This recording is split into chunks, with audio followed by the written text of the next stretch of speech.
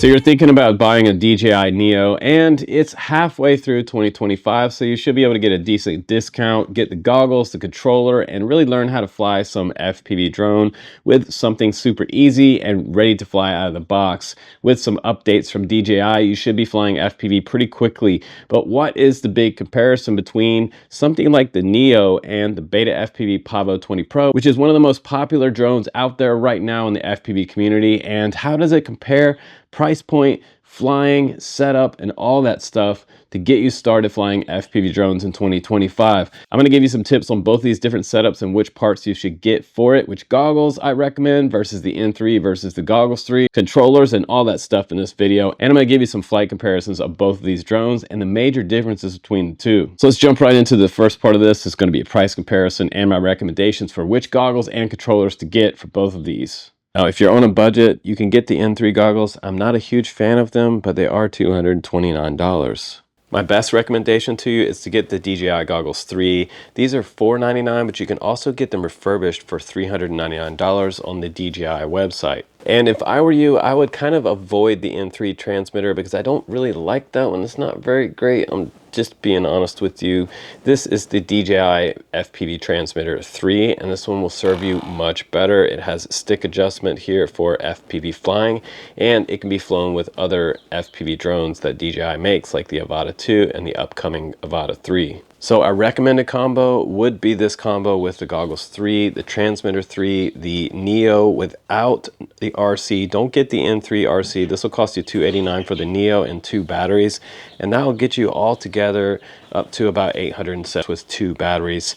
You should also get the HQ props. These are the 1.6 props that HQ makes. Replace the DJI props that come with it, and you'll be much happier with the way it flies. And honestly, if you want to shave a couple $100 off the price of this combo, you can get the N3 goggles if you're on a budget for $229 and save yourself some money.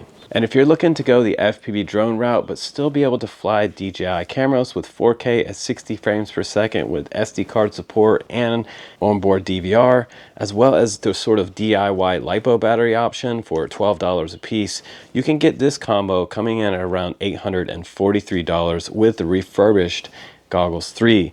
You can also get a Radio Master Pocket for about $65.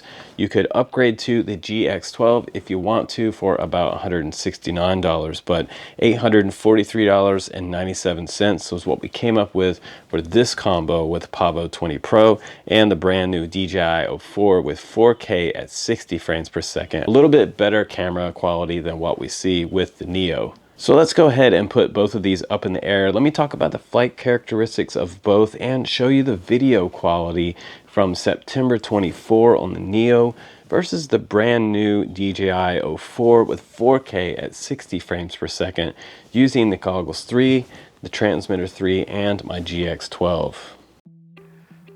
Okay, so DJI Neo, and we're flying in full manual mode now, and it feels pretty strange, and it feels weird to me because, well, I know what it feels like to fly a standard FPV drone versus this one, and this one hasn't really been designed specifically to fly manual mode. It's more designed to fly straight ahead, make cute little videos and things like that. But here is the dreaded tumble that we get with the Neo, just like its big daddy, the Avata 1. The same thing happens with the Neo, and it's kind of nerve-wracking when you go to do a flip or a roll or something like that, and the flight controller has the dreaded tumble. So watch out for that with this one. Let me go ahead and show you both of them up on the screen now. Pavo 20 Pro on the right, Neo on the left, and look at the 20 Pro lines that I'm making with this one. This was meant to fly in manual mode. It was built to fly that way and tested by FPV pilots. It has big enough motors to support this type of flying, and so I can do flips and rolls and things like that without having that dreaded tumble. But I guess the biggest fun of the day is just being able to control my lines with enough power and not feeling like I'm underpowered. With the Neo, my first impression was that it felt really kind of underpowered, and that was my biggest disappointment when I flew the Neo in full manual mode for the first time, even with sticks. Even with the the controller 3, you would think it would just feel a little bit better. But there's the Pavo 20 Pro on the right with a full power loop back underneath the grapevines right there, making that with no problem. So it's a win for the Pavo 20 Pro versus the Neo in manual mode.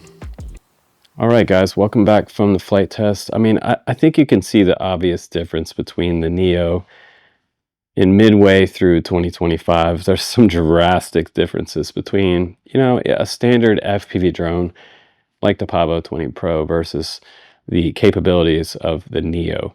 Now, there is a new Neo coming out called the Neo 2 soon, which may have better flight characteristics. And when I saw this one come out, I noticed that they put really small motors on here.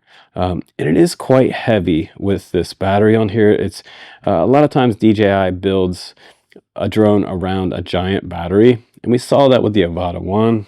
The Avata 2, it's a little bit better. But they also have an Avata 3 coming out. So they're trying to kind of catch up with the FPV drone industry in a lot of ways. And Beta FPV is one of those companies that just kind of knows what they're doing. They've been making FPV drone, FPV freestyle little whoops and quads for about 8 years now. DJI is more primarily focused on filming. So if you're kind of wanting to go the FPV route, I would definitely recommend something like this to start out, because you're going to eventually just become a better pilot. You're going to have better, smoother lines around your yard. And eventually when you start doing some FPV freestyle maneuvers and things, you're going to feel like you have enough power, and you're not going to have that dreaded tumble when you do go to start doing flips and rolls. When you practice that on the simulator first, then you get to doing it with this. Versus the Neo, when I tried to flip and roll with this, even with my brand new Transmitter 3, which is very similar feeling to my GX12 on the sticks, this gave me the dreaded flight controller tumble. And what that is when we do a flip, there is a loss of power. And when the flight controller gets past a certain threshold, it causes tumble, and it almost causes me to crash. The Avata 1 did that a lot. And this one is no different than the Avata 1. It feels like a smaller version of the Avata 1, in my opinion, with the FPV goggles and the sticks here. So I thought this might cure all of my manual mode ailments with the Neo, but I was proven wrong today. And if you're at home and you're watching this, I know what some of you guys are thinking that are coming from the DJI world of flying quads, drones. So you're thinking flight time, right? And honestly, the flight time is much greater on the Neo. You're going to get about 12 minutes flight time with this battery, but this battery is a $59 battery. This is a $12 battery, and you're going to get about 5 minutes flight time. Now, the difference between flying an FPV drone style battery and something like a DJI battery is that while DJI pilots tend to want the longest flight time, I'll tell you, after flying 3 to 5 minutes, like going like 80 to 85 miles per hour, it seems like a lot longer than you'd expect. So after about 5 minutes, if you haven't crashed by then, you're doing great. So, you know, 5 minutes will feel like a long time at really high speeds, and having a lot more throttle available with your FPV drone versus your Neo. Your Neo, you're just kind of putzing around, and you know, you can get some pretty good speed in the backyard, but you're not going to be having the performance like you're going to get with a LiPo and something like the Pavo 20 Pro. It's going to be a total different experience, and time is going to kind of slow down, so to speak. Even though you're only getting 5 minutes, it's going to feel like you flew 10. Trust me about that. It is pretty wild to fly these FPV drones.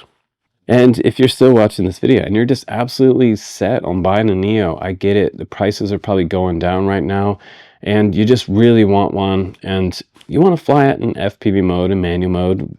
Against my advice with the the controller 3, that's totally fine. But I will recommend that you get some HQ props to replace the stock DJI props. These are just going to perform a little bit better for you when you do go to fly manual mode with your Transmitter 3. I just think this will be a lot better for you, and you can get these in quantities.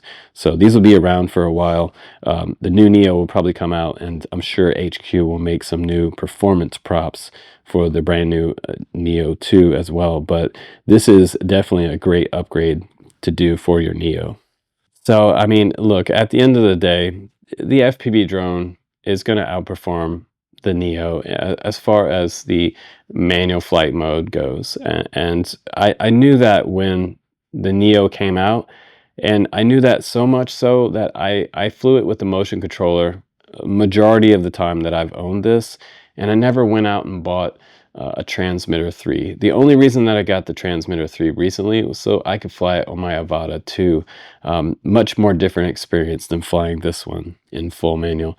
DJI just made this one a little bit too body heavy versus the power and the motors that they put on here. They put really small motors. They almost look like 11 series motors, say 1102, and I wouldn't even really say they're 1103.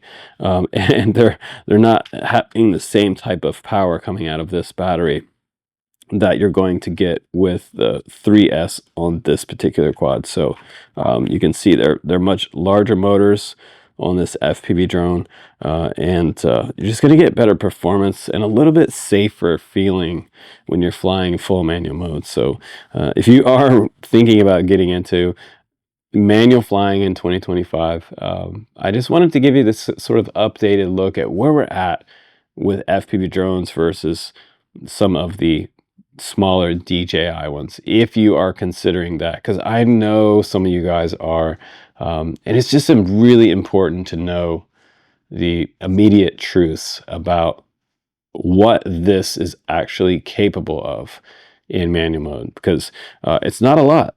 Let me tell you 11 years experience and knowing these power systems in and out in my sleep, I will tell you it's not a lot of performance. The Neo is still lacking, very much so lacking when it comes to true FPV drone performance. So you can check out my links down below if you want to grab a Pavo 20 Pro and some batteries. I'll put my recommended batteries down there for you. You can also fly this one on 2S to slow it down to do real estate style videos. So you can fly both of these in stability mode or manual mode and get into FPV drone flying this year. So pick up your N3 goggles or your goggles 3 and fly either one of these. Just go nuts and have fun. But again, please subscribe to my channel if you like FPV drones and you want to see more reviews and tips like this video today. I will definitely be here to help you out with drone news and reviews, guys. I'm Justin Davis. Take care, and we will see you on the next one.